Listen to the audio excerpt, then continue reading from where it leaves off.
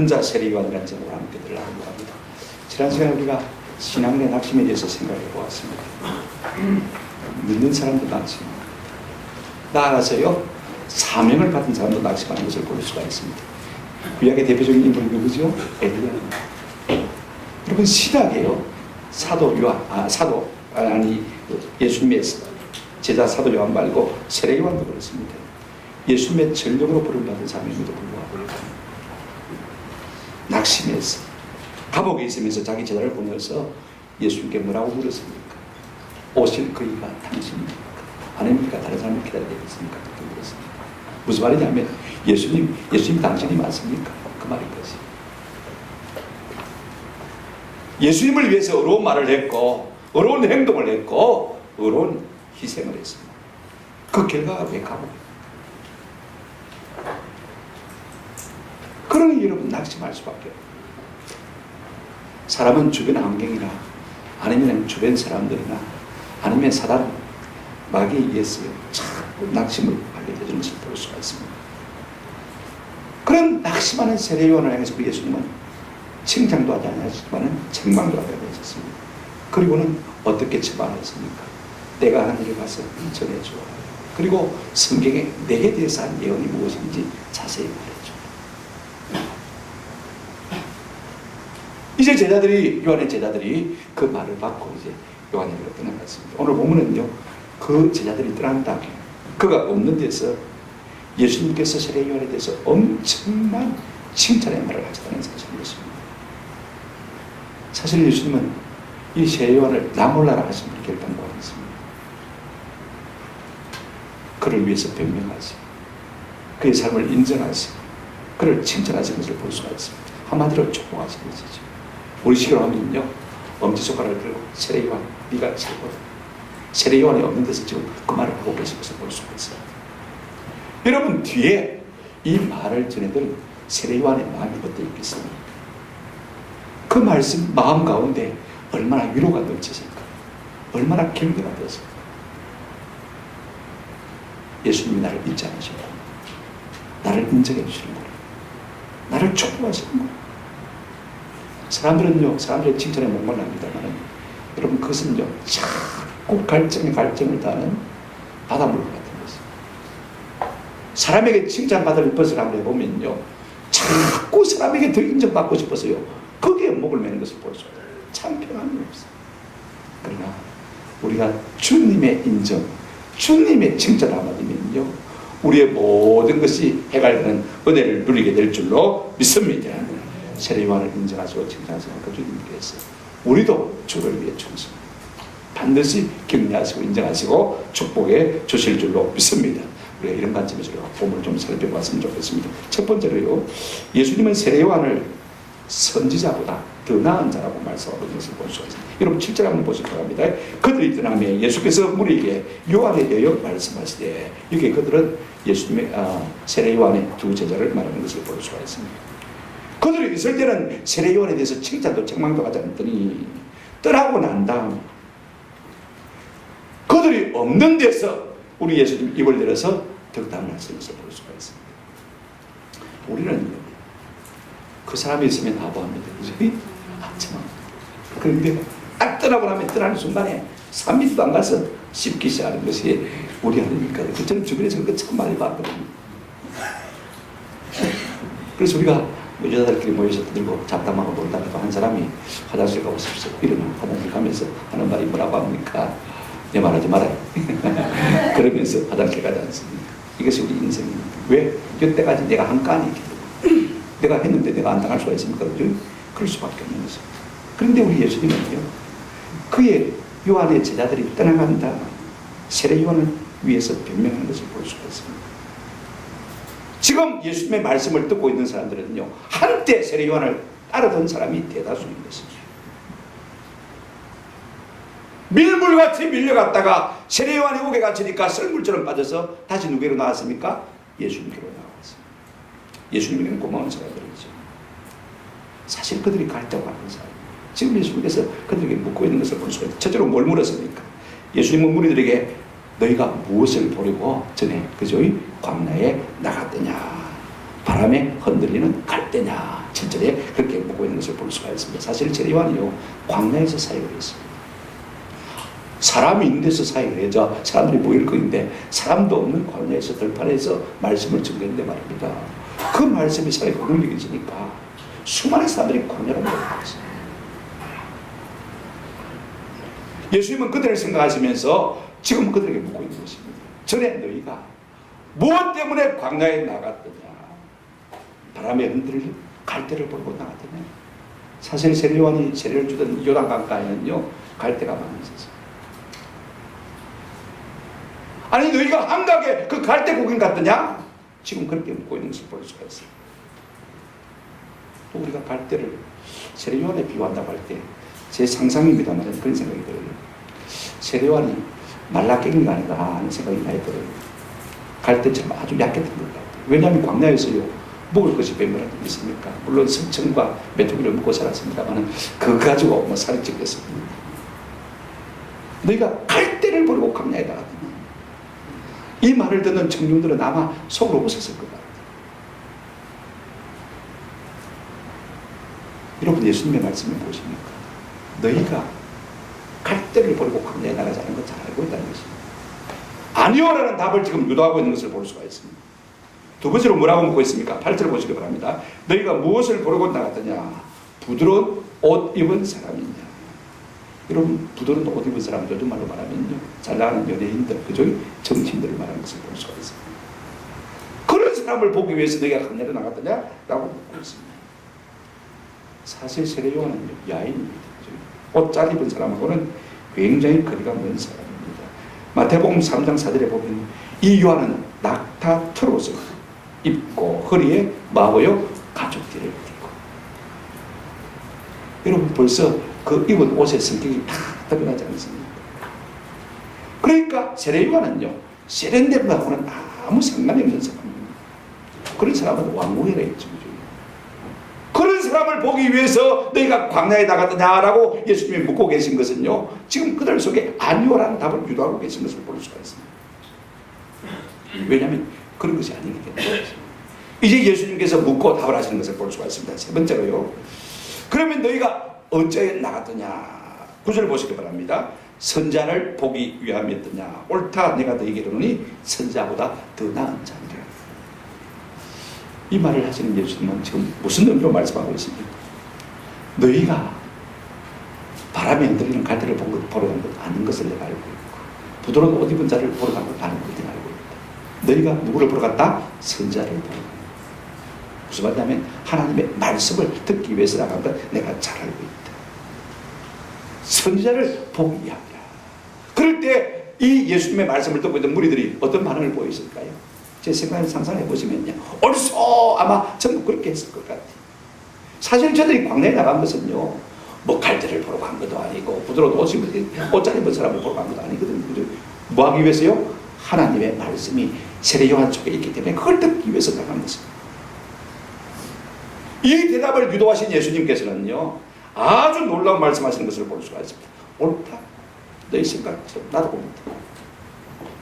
그런데 내가 너희에게 이르노니 세례요한은 한번 따라합시다. 선지자보다 더 나은 자니라.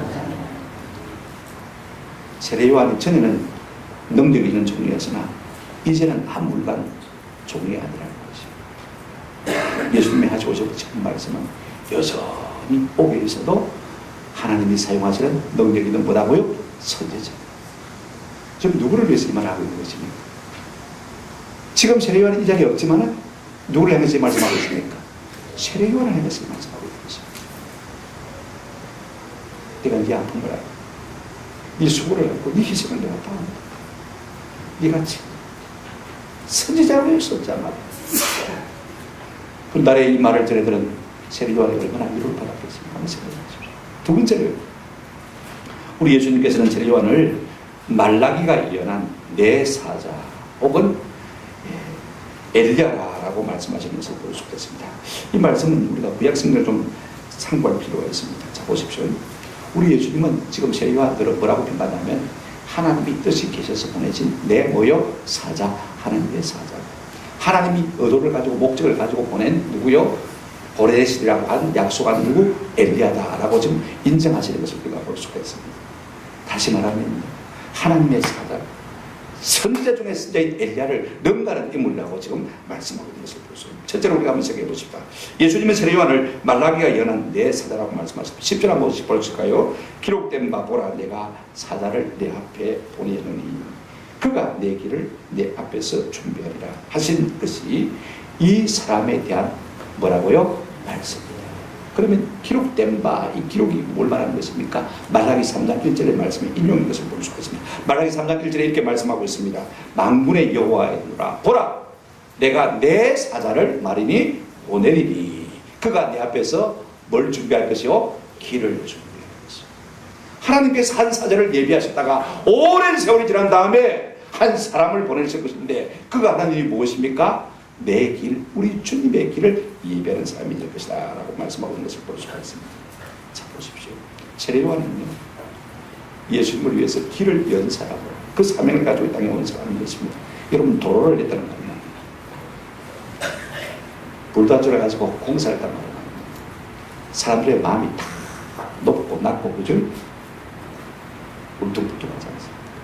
그 마음들을 다 고르게 만들어가지고 그 마음이 누구에게로 기울어지도록요? 예수께로 기울어지도록 그 마음을 준비한 사람이 누구라고요? 세례요한입니다. 다시 말하면 세례요한은 어떤 사람이냐? 예수님께로 사람들의 마음을 집중시키고 그 마음을 사로잡아서 주님께로 만 사람입니까? 끌고 간 사람인 것입니다. 그래서 예수 그리스도를 영접할 수 있도록 사람의 마음밭을 옥토로 만들어가는 사람인 것을 볼 수가 있습니다. 그런 사람을 가리켜서 성경에 하나님은 내 사자 이렇게 말씀하고 있는 것을 볼 수가 있습니다.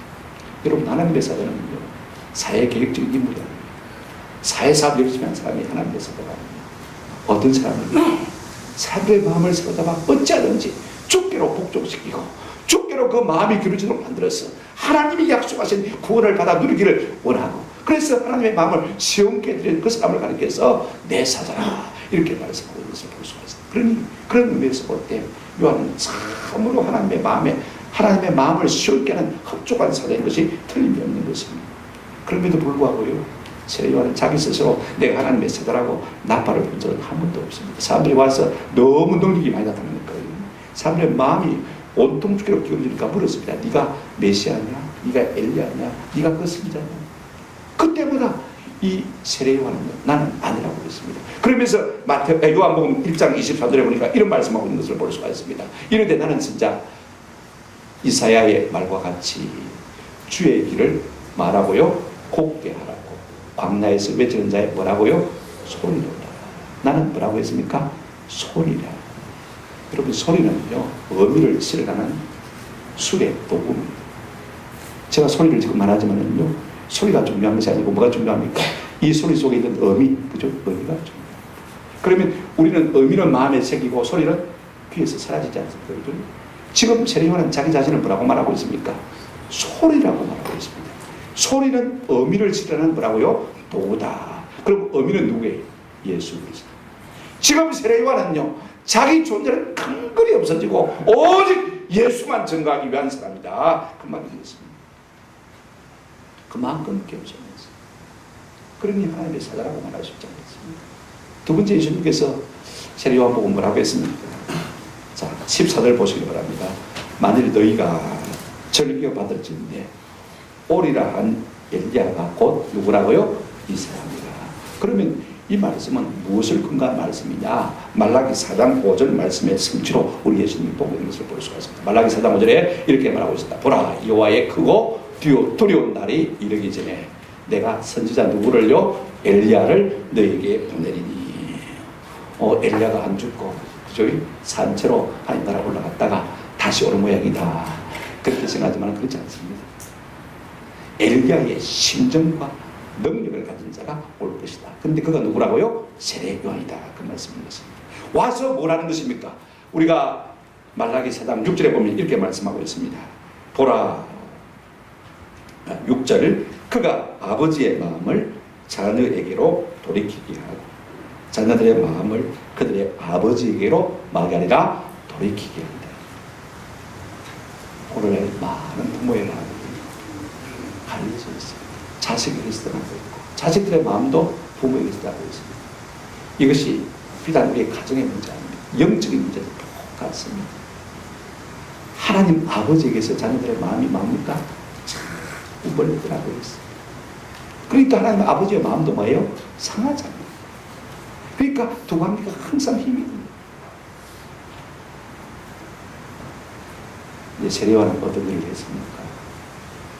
자녀의 마음을 아버지에게로 마고요 돌이키게. 저는 이 사명이야말로 가장 존귀한 사명이라고 생각합니다. 누가 이 사명을 감당할 수 있습니까? 하나님 아버지의 마음을 아는 사람만 이 사명을 감당할 수 있어요. 아비의 마음을 한번 품어본 사람은요 이와 같은 일을 감당할 수밖에 없는 것입니다. 여러분, 아버지와 자식의 마음이 갈려져 있기 때문에 우리 인생이 얼마나 비참합니까? 아비의 품을 떠난 자식을 생각하면요 눈물이 나올 수밖에 없는 것입니다. 오늘 이 시대에 누가 이와 같은 일을 하겠습니까? 옛날에 엘리야 시대 때 말입니다. 엘리야는 보기 싫어할 백성들이 하나님을 떠나서 그 마음이 우상으로 기울어졌습니다. 바알과 아세라 섬기는 우상 선자 850명을 불러가지고 갈멜의 절에서 대기를 하고, 그리고는 열왕기상 18장 22절에 보면 이런 말씀하고 있는 것을 볼 수가 있습니다. 엘리야가 모든 백성에게 가까이 나아가 이르되 너희가 어느 때까지 둘 사이에서 머뭇하라. 여호와가 만일 하나님이면 그를 따르고 바알이 만일 하나님이면 그를 따르라. 양당하는 결단을 내라고 촉구하고 있는 것을 볼 수 있습니다. 그래서 많은 사람들의 마음을 지금 이 엘리야가 어떻겠습니까? 하나님께로 돌이키게 하는 사람입니다. 이와 같은 심정, 이와 같은 능력을 가진 엘리야가 다시 올 것인데 그가 누구라고요? 세례요한이다. 그 말씀하고 있는 것을 볼 수 있습니다. 누가복음 1장 17절에 그가 또 엘리야의 심령과 엘리야의 능력으로 주 앞에 먼저 왔어. 아버지의 마음을 자식에게 거스르는 자를 의인의 슬기에 돌아오게 하고 주를 위하여 세운 백성을 말이라 줍니다. 길길이 지켜진 그 마음들을 교통정리하고 싸배 바르게 만들었어. 그 마음이 누구로 기울어지도록요? 하나님 아버지에게로, 예수 그리스도에게 기울어지도록 그와 같은 역할을 하는 사람이 누구냐면 바로 세례요한이었어요. 그러니까 어떤 의미에서요, 우리 예수님은 인간 세례요한에게 굉장히 많은 빚을 진 사람이었어요. 그죠? 그러니까 언젠가는 이 빚을 갚아야 되지 않겠습니까? 근데 놀라운 것은요, 이 세례요한이 한 번도 자기 자신을 내가 보내리라고 한 예언된 엘리야다 그렇게 말한 적이 없습니다. 사람들이 세례요한에게 물었습니다. 우리가 요한복음 1장 21절에 보면 또 묻되 그러면 누구냐? 내가 엘리야냐? 하고 물었을 때 그가 뭐라고 대답합니까? 나는 뭐라? 아니라. 나는 아니라. 오직 예수 그리스도만 높이고 사람들의 시선을 주님께만 집중시키는 사람인 것을 볼 수가 있습니다. 그러니 여러분, 예수님 보시기에 세례요한이야말로 참 하나님의 사자죠. 진짜 엘리야 같은 사람인 것입니다. 고마울 수밖에 없는 것입니다. 그와 같은 그의 존재를 지금 예수님은 여과 없이 가감 없이 그대로 인정하고 칭찬하고 계신 것을 볼 수가 있습니다. 세 번째로 우리가 생각할 것은요, 우리 예수님은 세례요한에게 이렇게 말씀하셨습니다. 여자가 낳은 자 중에 가장 마다 큰 자다. 자, 11절 한번 보시기 바랍니다. 내가 진실로 너에게 말하노니 여자가 낳은 자 중에 세례요한보다 큰 이가 일어남이 있다 없다? 우리 예수님은 세례요한이야말로 그런다면 구약시대 종교를 짓는 마지막 주자라고 말씀하고 있습니다. 자, 첫째로 한번 살펴보십시오. 예수님은 세례요한이야말로 이 세상에서 가장 큰 자라고 말씀하고 있습니다. 다시 한번 11절을 보시기 바랍니다. 내가 진실로 너에게 이르노니 여자가 낳은 자 중에 세례요한보다 큰 이가 일어남이 있다 없다? 없다. 여러분, 여자가 낳은 자 중에란 말이 무슨 말입니까? 여태까지 역사상 이 세상에 그와 같은 위대한 인물이 있다 없다? 없다. 우리 주님이 보실 때 세례요한이 가장 위대한 사람입니다. 무엇을 세례요한이라고 하면 이와 같이 예수님에게 큰 칭찬을 받게 만들었을까? 저는 세례요한이야말로 하나님 아버지의 마음을 잘 알았기 때문이라고 생각했습니다. 우리가 지난 오후에 우리 간증 시간에 주일학교 교사 예배 때 이 말씀 읽었죠. 디모데전서 2장 4절 한번 같이 읽어보실까요? 디모데전서 2장 4절 다 같이 시작. 하나님은 모든 사람이 구원을 받으며 진리를 아는 데 이르기를 원하시니. 우리 하나님의 마음은 누구든지 어떤 사람든지 진리를 알고 구원받기를 원하는 것이 뭐의 마음이라고요? 하나님 아버지의 마음. 이것이 하나님 아버지의 소원입니다. 세례요한이 가장 큰 자라는 칭찬은 무엇 때문에 받았을까? 이와 같은 하나님 아버지의 마음을 아시고 소원을 알고 그 마음을 쉬우게 드리기 위해서 한정으로라도 주께 복종시키려고 애를 쓴 사람이기 때문에 우리 예수님께서 가장 큰 자라고 말씀하고 계셔서 볼 수가 있어요. 오늘 우리도 이 같은 은혜가 있기를 주의 이름으로 축원합니다. 그런가 하면 여러분 보십시오. 우리 예수님은요 13절에 이렇게 말씀하고 있습니다. 모든 선지자와 율법이 예언한 것은 누구까지니? 요한까지니.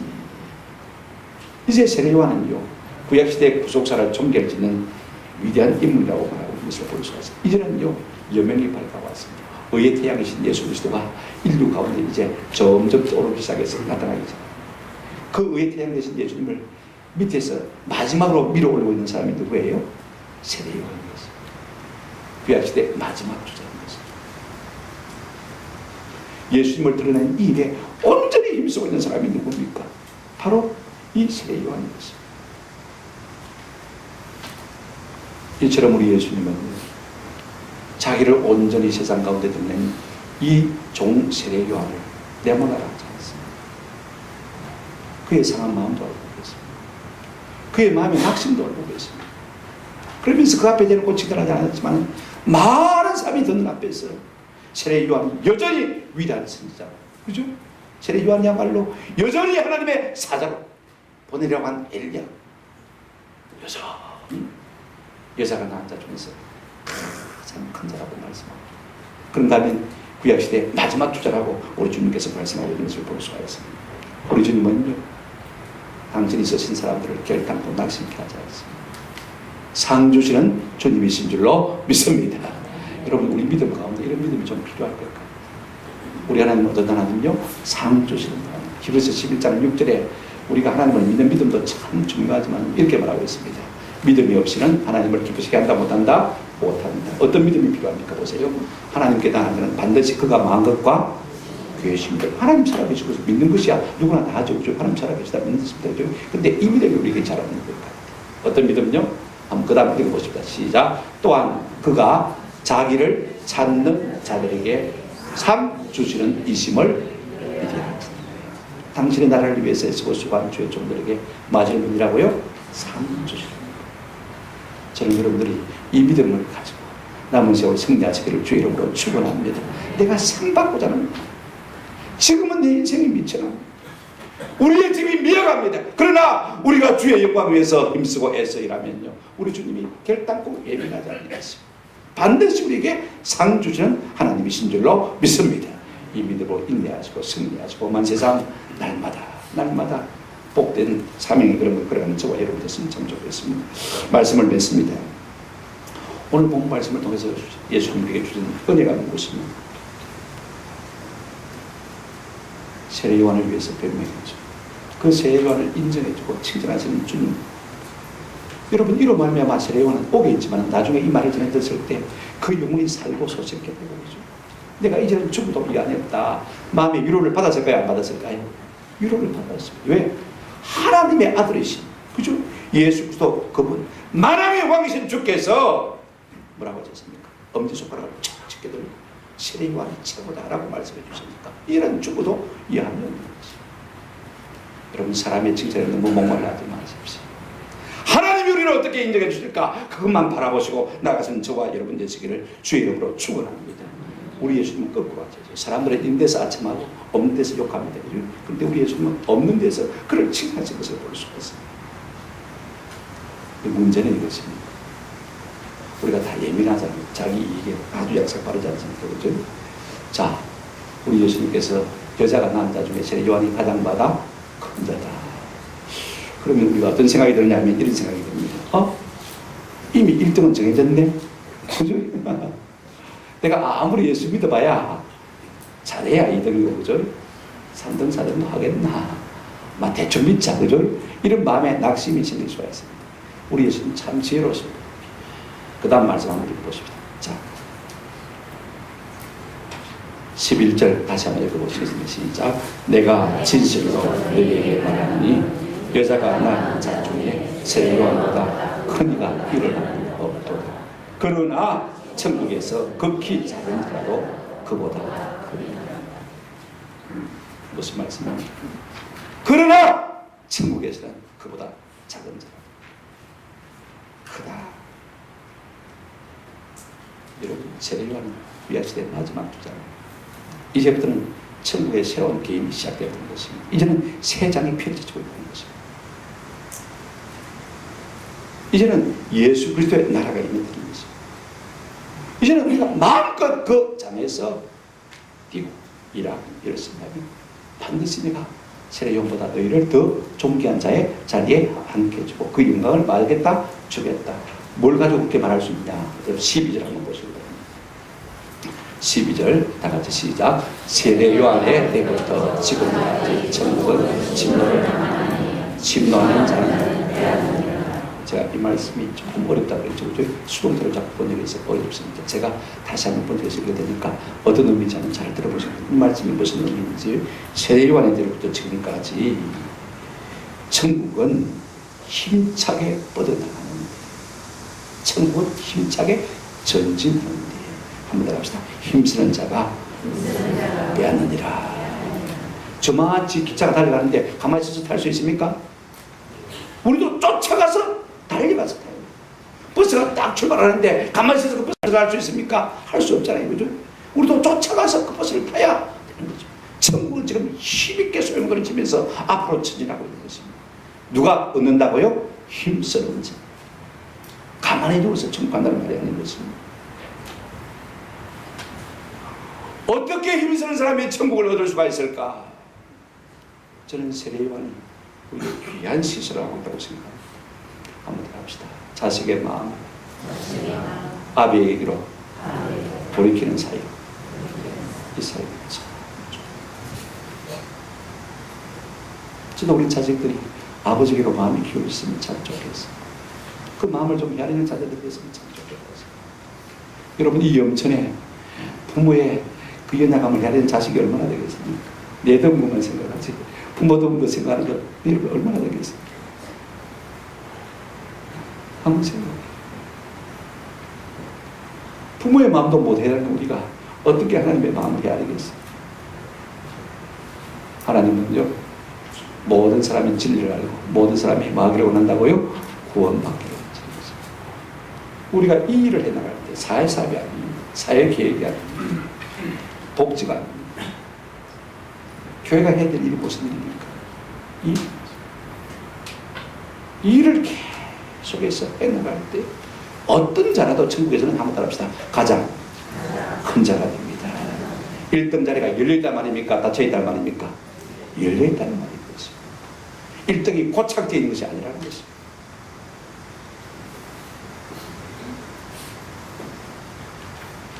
세례요한을 향해서 엄지를 척 들었어.